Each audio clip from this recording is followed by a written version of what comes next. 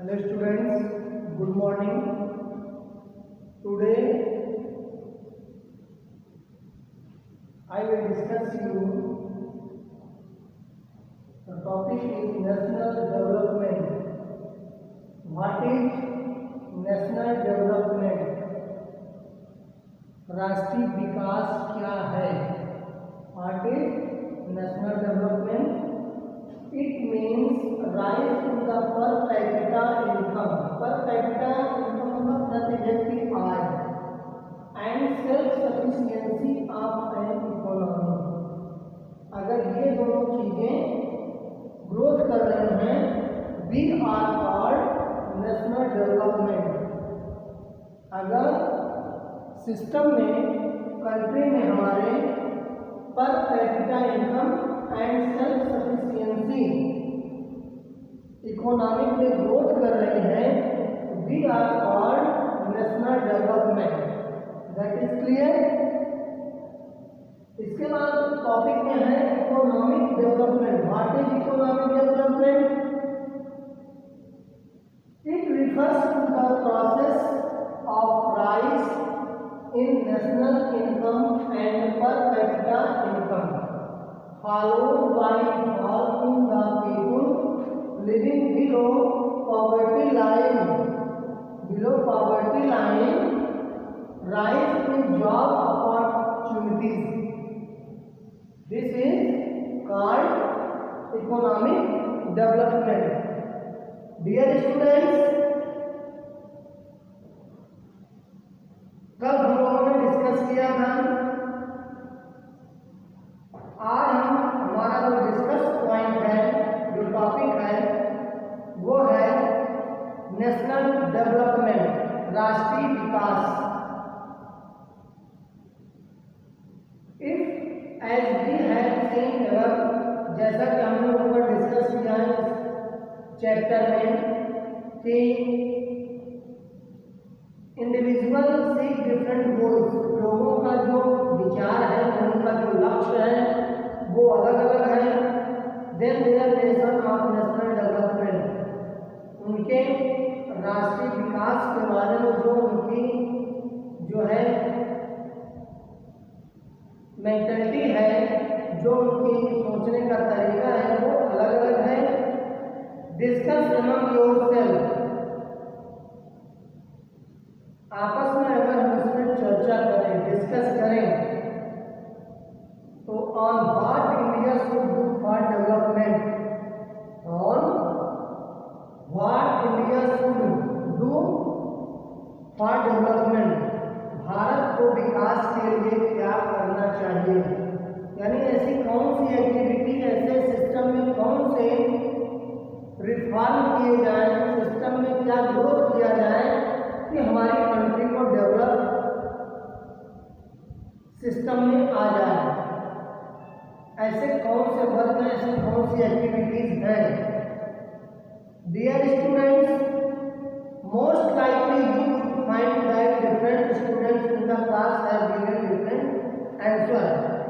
यानी अगर हम कक्षा के विभिन्न विद्यार्थी जो स्टूडेंट्स हैं, उन पे अगर हम क्वेश्चनों में डिस्कस करवाएं और उनमें हम क्या करते हैं, डिफरेंट आंसर हमको प्राप्त होते हैं. कोई भी हो, कोई भी टॉपिक हो, अगर हम क्लास के स्टूडेंट से उस पर एक जो है विचार जानना चाहें, तो हमें अलग अलग जो है उनके विचार प्राप्त होते हैं, डिफरेंट आंसर मिलते हैं. चाहे वो एजुकेशन को लेकर के, चाहे वो कंट्री की किसी भी टॉपिक पे कोई भी प्रॉब्लम्स हो, तो उस पर अलग अलग जो है हमको जो है वो आंसर मिलते हैं. तो इस तरह से अगर हम उनमें से it is very important to keep in mind that different person should have different as well as conflicting. यानी जो डिफरेंट पर्सन है, उनमें डिफरेंट तरह की मेंटालिटी है और वो विभिन्न प्रकार की कॉन्फ्लिक्ट में धारणाएं हैं, जो नेशन फॉर कंट्री डेवलपमेंट यानी राष्ट्र के जो के देश के विकास को लेकर के जो अलग अलग धारणाएं हैं वो भिन्न भिन्न हो सकती हैं या उनमें परस्पर जो है विरोधी भी हो सकती हैं। कन्फ्लिक्टिंग नजरिया हमको देखने को मिल सकता है। However, when all the ideas are considered equally important or if there are conflicts, how does one decide? अगर ये सारे विरोध हैं, उनमें डिस्टर्बेंस हैं, तो फिर हम कैसे निर्णय किया जाए? What would be a fair and just path for all? We also have to think whether there is a better way of doing things. Could the idea benefit a large number of people or only a small group? National development means thinking about these questions. यानी राष्ट्रीय विकास का जो means है, जो अभिप्राय है, ये जितने भी क्वेश्चन हमारे सामने आ रहे हैं उन पर ये जो है थिंकिंग करना ही बहुत जरूरी है, आवश्यक है, थिंकिंग करना है। इसके बाद हमारा जो टॉपिक है नेशनल डेवलपमेंट के बाद है how to compare different countries और स्टेट, यानी कंट्रीज मतलब देश, स्टेट मीन्स राज्यों की, विभिन्न देशों या राज्यों की कैसे हम तुलना करें, कैसे तुलना की जाए, क्या बेस है, सिस्टम को ग्रोथ में लाने के लिए क्या किया जाए, उनकी कंपैरिजन किस तरह से की जाए। तो यू माइट आस्क, आप पूछ सकते हैं कि if development can mean different things, कि अगर विकास का अर्थ अलग अलग हो सकता है, तो how come some countries are generally called developed and other under developed. तो हम कैसे कह सकते हैं कि कुछ देशों को डेवलप कंट्री कहा जाता है और कुछ देशों को अविकसित अंडर डेवलप्ड कहा जाता है।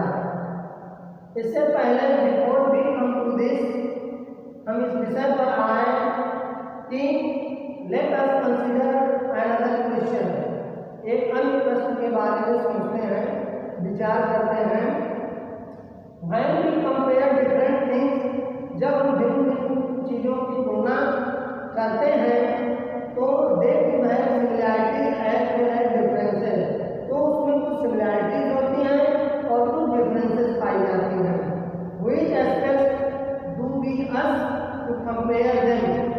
तो हम इनकी तुलना करने के लिए किन एस्पेक्ट्स, किन पहलुओं पर जो है विचार करें या विचार करना चाहिए।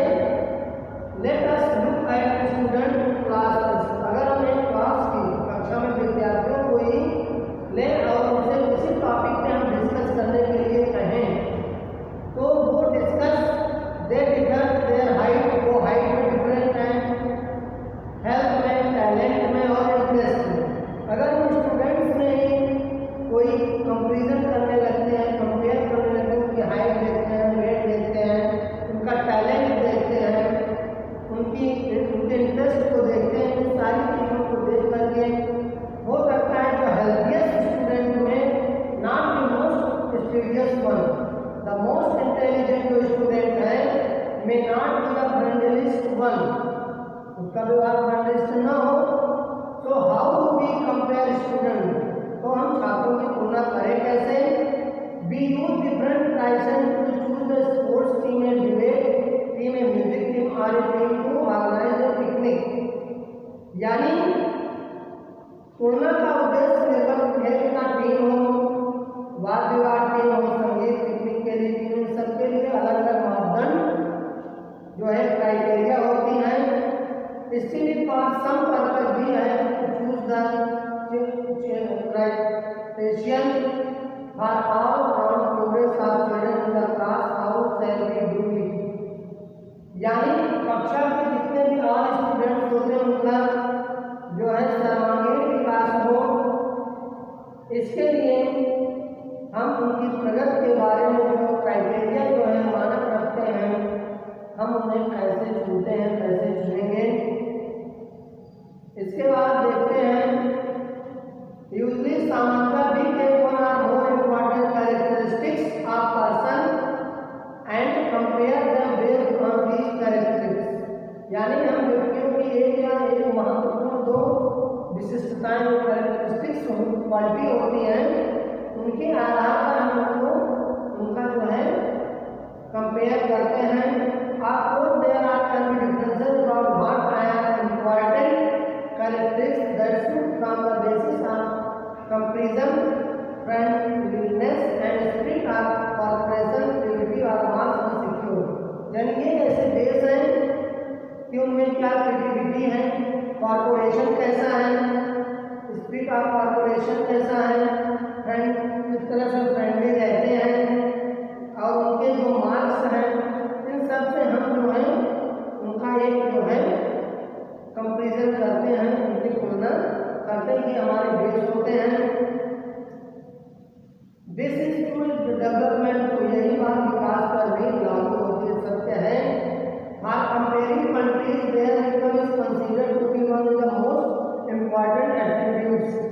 यानी देशों की जो तुलना की जाती है, कंपेयर किया जाता है, उनकी जो इनकम होती है वो सबसे इम्पॉर्टेंट जो है मोस्ट इम्पॉर्टेंट एट्रीब्यूट होती है, विशिष्टता समझी जाती है।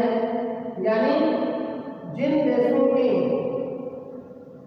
Country which higher income are, जिन कंट्री की इनकम हायर मोर डेवलप उनको विकसित कहा जाता है, and others with less income, और जिनकी इनकम कम होती है उन्हें अंडर डेवलप्ड कंट्रीज कहा जाता है। This is based on the understanding that more income means more of all things that human beings need। यानी लोगों की आवश्यकता के हिसाब से सारी वस्तुओं का अधिक होना ही उन्हें डेवलप कंट्री की श्रेणी में रखता है। whatever people like and should have, they will be able to get greater income, so greater income self is considered to be one of the important goal। और इसलिए ज्यादा आय अपने आप में महत्वपूर्ण जो है लक्ष्य जो गोल है वो समझा जाता है। Now what is the income of a country, देश की आय क्या है? इंट्यूटिवली अंतर्दृष्टि, the income of the country is the income of all the resistance of the country, this gives us the total income of the country. किसी देश की जो income होती है उस देश के सभी जितने भी निवासी होते हैं उनकी आय है, उनकी इनकम है। ऐसे हमें देश की कुल इनकम की जो है इंफॉर्मेशन मिलती है। इस तरह से फॉर कंपेरिजन बिटवीन कंट्रीज, अगर देशों की तुलना करने के लिए कुल आय जो टोटल इनकम होती है is not such and useful measure, ये उपयुक्त जो है माप नहीं है, क्योंकि बिकॉज कंट्रीज है डिफरेंट पॉपुलेशन, सभी देशों की जो पॉपुलेशन है वो अलग अलग है। Comparison total income will not tell us what average person is likely to earn, are people in the only country better are the others in a different country. But we compare the average income, हम average income निकालते हैं which is the total income, जो total income होती है of the country divided by its total population. यानी इसकी जो total income होती है उसके टोटल पॉपुलेशन से डिवाइड कर दिया जाता है, तो वो जाकर के हमें जो है एक एवरेज इनकम प्राप्त होती है। The average income is also called पर कैपिटा इनकम, और ये जो एवरेज इनकम होती है इसे ही हम पर कैपिटा इनकम प्रति व्यक्ति आय कहते हैं। इन वर्ल्ड डेवलपमेंट रिपोर्ट्स, विश्व बैंक की जो डेवलपमेंट रिपोर्ट है brought out the world bank, विश्व बैंक के द्वारा जो विकास देशों का जो in this criterion is used to classifying countries with per capita income, यानी जिन कंट्री की 2017 में जिन कंट्रीज की पर कैपिटा इनकम जो है 12,000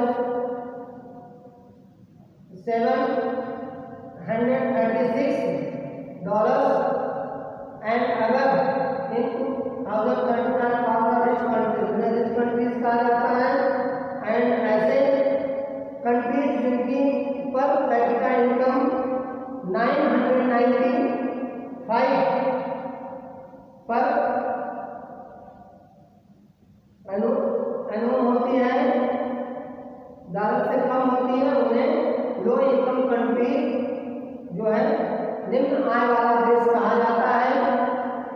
India comes in the category of low middle, और भारत जो है निम्न या मध्य आय वर्ग, मिडिल क्लास जिसको बोलते हैं, वर्ग में यह देश आता है। एंड